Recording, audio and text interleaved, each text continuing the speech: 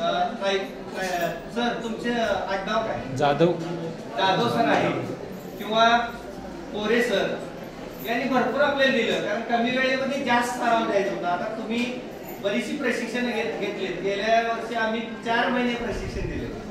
तर ह्या प्रशिक्षणाचा एक वेगळंपण असं आहे की हा राष्ट्रीय शैक्षणिक धोरणावर आधारित हे प्रशिक्षण आहे.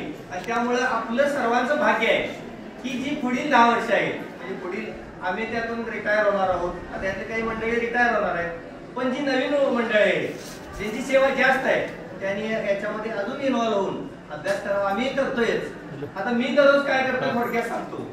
आता माझ्या केंद्रामध्ये बरीचशी मंडळी आहेत ज्यांना आवड आहे, त्यांचं पहिल्यापासून मी सहकार्य घेतले. आता 1 तारखेला ज्यावेळेला सुट्टी सुरू झाली त्यावेळेला पहिल्या दिवशी आपण शासनाला काय दिलं, आम्ही इथून पुढे महिनाभर कसं घेणार, ऑनलाईन घेणार आहे, बरोबर आहे ना. तर मी काय केलं, स्वतःची गुगल फॉर्म वरती प्रश्नपत्रिका स्वाध्याय तयार करायचा आणि तो टाकायचा. मग काही जणांना वाटायला लागला आमच्या सहकार्यांना की आम्हालाही तो द्यावा. मी काय करायचो, काही जण तो फॉरवर्ड करायचो. आता काही जण त्याचा रिस्पॉन्स दिला, काही नाही. पण त्याचा फायदा इतका झाला, एकेका दिवशी सर 150 रिस्पॉन्स यायला लागले. म्हणजे 150 मुलं अभ्यास करायला लागले त्याच्यावर.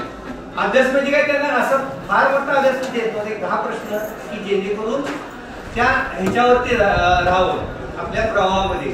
आणि त्याचा बेनिफिट इतका मिळाला सर, आज एक 5-50 मुलं तरी आमच्या संपर्कात आहेत, म्हणजे ऑनलाईन. आणि आपणही सर्वांनी, आताचे दिवस असे आहेत, आता मगापासून चर्चा चालली होती, मी सुद्धा म्हणत होतो की CBSE पॅटर्नची टाकण्यात आली, पण तसं नाही बरं का. ते जर पुस्तक बघितलं तर त्याच्यामध्ये मराठी, हिंदी, इंग्रजी सगळ्याचा समावेश आहे. फक्त आपण हिंदीला थोडंसं विरोध करतोय, पण हिंदी राष्ट्रभाषा असल्यामुळे हळूहळू सर येण्याची शक्यता नाकारता येत नाही. आणि जे बदल आहे त्याला मात्र स्वीकारलं पाहिजे. कारण नवीन आता पण कोरोनापासून काय झालं, या वातावरणामध्ये मुरलं काय रममान झालं थोडक्यात. ऑनलाईन लिंक आली की आपण जॉईन होतोय. परवा सुद्धा माहिती, गेल्या 15 दिवसामध्ये लिंक आली होती बघा, स्वयंसेवक नेमायची. पण स्वयंसेवक नेमून पाटील सर होत नाही. स्वयंसेवकाची तुम्ही मदत घ्या, आम्ही सुद्धा घेतोय, पण तेवढ्या पुरती. हे आपले अनुभव आहेत, सगळे अनुभव शिक्षक आहेत, नवीन लागलेले सुद्धा त्यांनी सुद्धा अनुभव घेतले. आणि पाटील सर महत्वाचं म्हणजे आता तुम्ही जर पेपरला असेल सर किंवा प्राध्यापकांच्याकडून माहिती मिळाली की डीएडला सुद्धा आता महत्व यायला लागले. हळूहळू भरतीची प्रक्रिया सुरू आहे, त्यामुळे डीएडची मुलं सुद्धा आज डीएड तर मुलं वळायला लागले. म्हणजे आपला पेशा हा कसा आहे, चांगला आहे. आणि जर आपण प्रामाणिकपणे काम केलं तर हे राष्ट्रीय शैक्षणिक धोरण चांगलं राबवायला काय, कारण हे राबवणे आपल्या हातात आहे.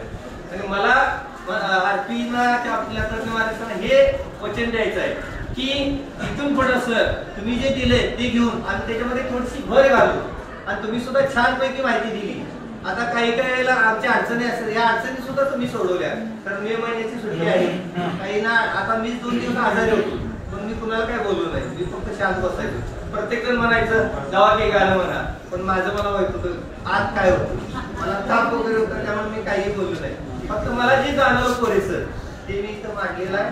आणि चुकून जर अनावधानानं बोलता बोलता काही जर बंधू भगिनी माझ्या हातून काही चूक झाली किंवा आठवीच्या मार्गदर्शनाकडून थोडस त्रुटी राहिल्या, त्यात तुम्ही सहन करावं. आपण सगळ्यांनी सहन केले तर, आणि विद्यार्थ्यांच्याकडे जास्तीत जास्त द्यावं असं मी सर्वांना विनंती करतोय. धन्यवाद. आणि जर कोणाला काय अडचण आली असेल, आता मी काय फार मोठा नाही, पण आम्ही जिल्ह्यावरून विभागावरून जे आणले, मला सुद्धा माळी मॅडमच्या सारखा फोन येत होता, पण माझी काही अडचण असल्यामुळं मी मॅडमला म्हटलं नाही ट्रेनिंगला. पण या प्रशिक्षणार्थींचा आभार मानलं पाहिजे. महत्वाचं एवढं म्हणजे की तालुक्यात जिल्ह्याला जाऊन त्यांनी आपले योगदान दिलं, त्याबद्दल त्यांना एक